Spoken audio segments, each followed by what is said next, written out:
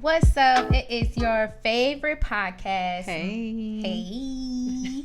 We took a little breaky break, but we are back with episode 4. Keep saying good morning. Mm-hmm. I am Ray Sav, and this is my lovely co-host, Mama Sav. Mama Sav. Momager and me, where business meets beats. Mama knows best. Yes. Clock that. Okay, it's your turn, boo. Okay. So as Raven mentioned, today's topic is going to be about keep saying good morning. And just off top, we want to say that this episode is dedicated to someone very special to us, our Auntie Laura, who passed away.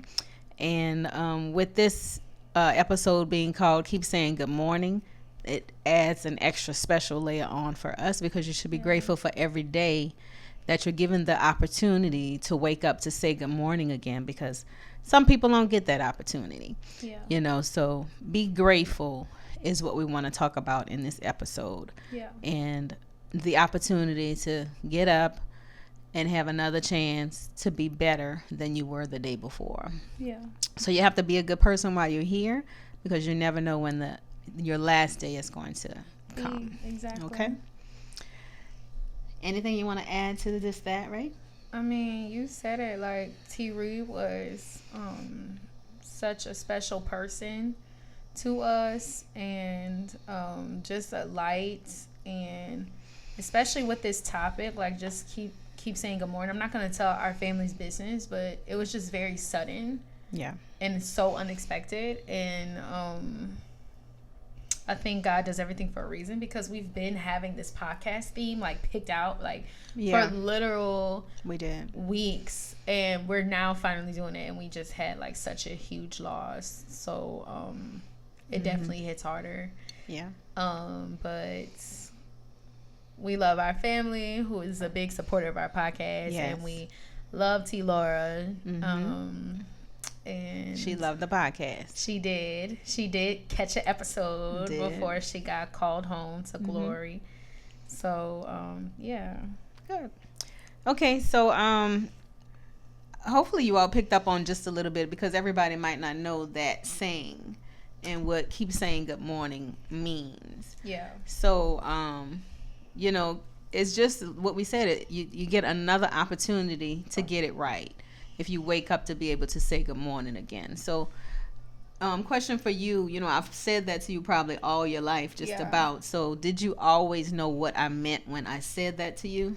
Not really, honestly. It was annoying when you would say it, because like when you would mostly say it, at least to my memory, it would be like when I'd have a difficult day at school or something, and you'd be like, girl, just keep saying good morning.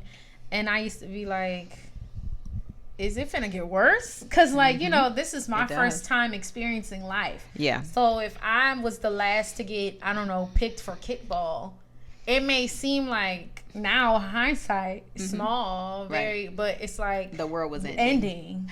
My world was over. It was crash, crumbles. So, and then she would just say, just keep saying good morning, girl. Yeah.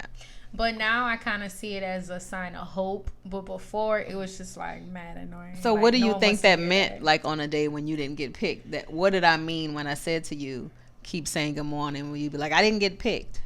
It's only down. No, it's like. That's what I thought as a child.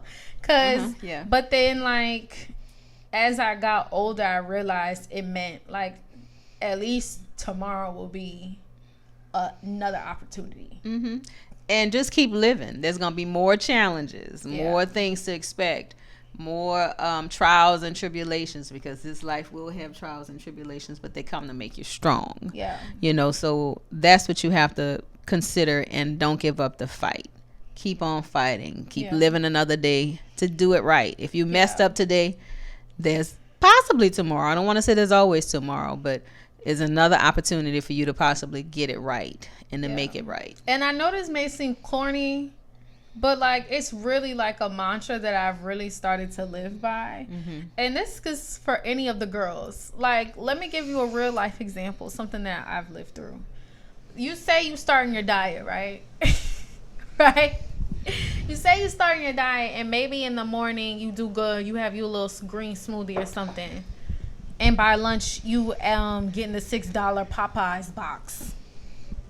Okay, just talked about it. Right, because you was in that Popeyes box. Ooh, the $6 meal. Girl, sponsor her Popeyes the way Lord. she be at the $6 box. Woo. But that Get rid doesn't of mean it. dinner. You know what I'm saying? You go to Sonic or like no. That means you get back on it. Right. You get your grilled chicken breast and your salad, Mm-hmm. and you just try to do better. So Right. it's not even just saying good morning to wait a new day, but like every Mm-hmm. moment is a new moment, and Right. seize it. And just because you had hot chips doesn't mean that you still shouldn't go on your walk outside. Mm-hmm. You or just because you messed up one day doesn't mean I'm gonna start the Right. diet next week. No, like you just try it again once you're ready to start again. Right. But these little made up rules, we don't have time to be like trying to be perfect and trying to fit into this perfectionist box. Right. The rules are imaginary, and once the rules stop working for you, change it. You don't. You the one that's coming up with the rules. That's right. That's absolutely right. Period. And just know that you can do better. Don't give up. Keep fighting. You know, Facts. keep saying good morning and do it over and do it better. You know, so do you think that your generation is allowing the older generation to pour into them, to allow them to speak into them about their things that they have already gone through and receiving that wisdom? I have to say yes and no. I feel like my generation, like all generations, are like flawed in the way like my generation, there's like this new thing. It's not new, but it's kind of new where it's like cut off culture. Mm-hmm. Like if you're homophobic, I'm cutting off my grandma. Like if you don't accept my new religion or my new sexuality Mm-hmm. or whatever input, it's like, or even your politics, like you know your conservative Christian people might have voted for Trump just because of the abortion. You know what I'm saying? Like things like that. I think my generation is quick to cut a job, quick, Oh Lord, yes. quick to cut Yes. off a family member, quick to cut off a friend, and because we're always like protect your peace. But I think it's something that I think you have to be very careful what you do, because if you only surround yourself with people that agree with you about everything, you kind of create this echo chamber. Yeah. And you're not able, the best way to sharpen your iron is to have something to combat it with. You should surround yourself with people who are smarter than you. Yeah. They will stretch you. They will help you to grow. And that's why I was asking about if your generation will accept nuggets or pieces of wisdom from people that are older than you. Because when we say, keep saying good morning, it's like you haven't lived long enough. Yeah. You don't say, that's never happened to me. Keep saying good morning. It's just hard from your generation, at least for me sometimes, to listen to people around your age, just because I feel like, you know, if someone is being homophobic, someone is being Islamophobic, if any like of the phobics, or being a bigot in any type of way, it's just hard to glean. But just because they might be some type of phobia situation doesn't mean you can't glean some type of wisdom from them. But I think that takes wisdom, knowing that, you know, kind of like let the things that you need kind of seep into your mind, and then let go of the toxic. And we need that from y'all.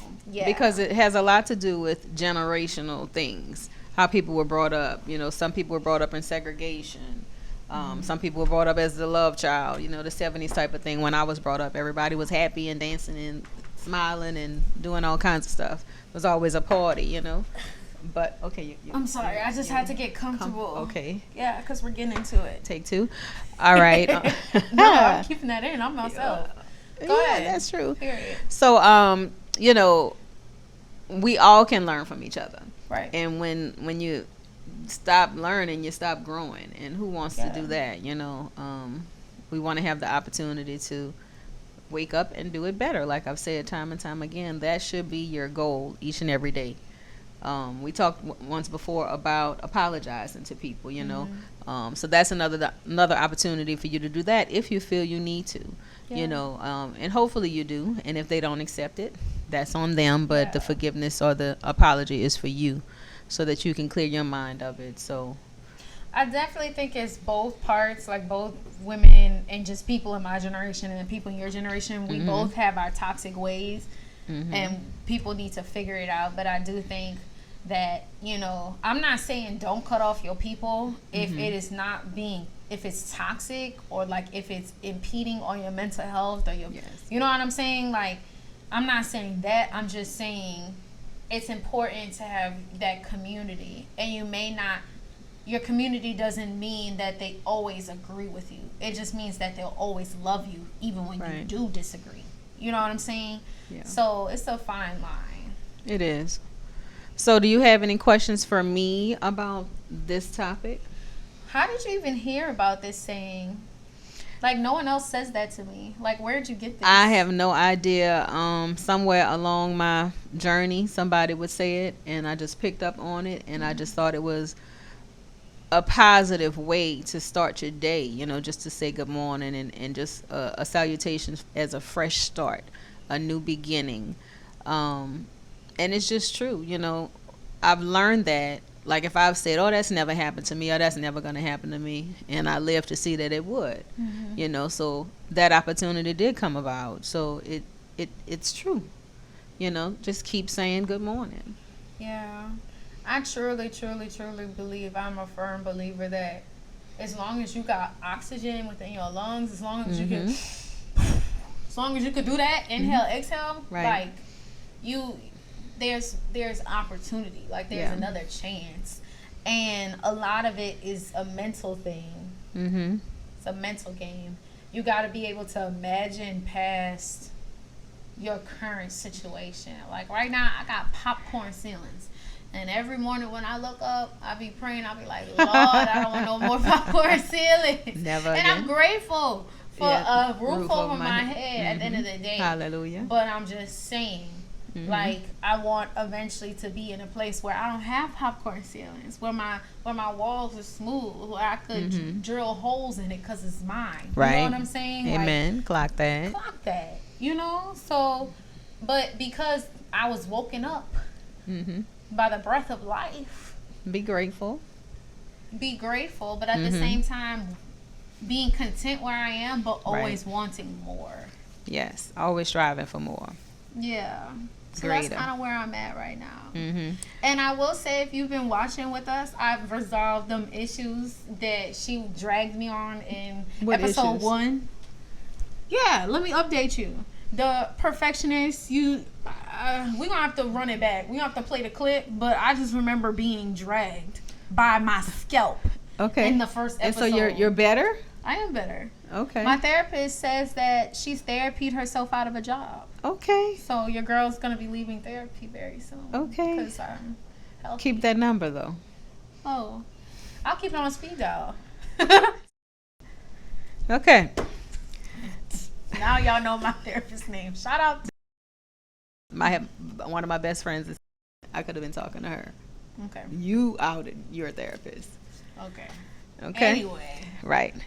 So we're going to leave you with this. I'm going to let Raven read it because I think this is going to be something new for her to see. I actually Googled up what it says, what it means to say, keep saying good morning. You Googled it up? I did. I don't think that's how Googled it up? That's what I said? Yes. I Googled it up. We're going to be trademarking Google. Clock it. So I promise you that's not what people say. You're going to say it again. I can see it with this big ass text you got. I said it. Anyway, what does it mean to you when you hear... Didn't you just ask me this? Yeah. But this is what Google said. Oh. Why would you put Googled the question? It up. Anyway, when we say good morning, we're just not greeting someone. We're setting the tone for the day. It fosters a positive mindset and energy, inspiring increased productivity, creativity, and motivation. In the Bible, good morning is often a greeting, but it carries symbolic weight, particularly when associated with new beginnings and divine intervention. The phrase can be interpreted as acknowledging a fresh start, God's faithfulness, and even the light of the dawn breaking through darkness. That's wonderful, right? So keep saying good morning, y'all. For that. Keep saying good morning. And today might be rough. We're going through a rough patch. Yeah. But we'll get through it, and we have a new angel watching over us. So this too shall pass. Yeah. We live to say good morning again. So thank you all so much for watching. Again, if you have any questions, suggestions, anything you'd like for us to talk about, please leave it in the chat. Like, share, subscribe. This has been your favorite podcast, Momager and Me, featuring Ray Sav and Mama Sav. This is where business meets beats. Mother knows best. Check you out the next episode. Love you. Bye.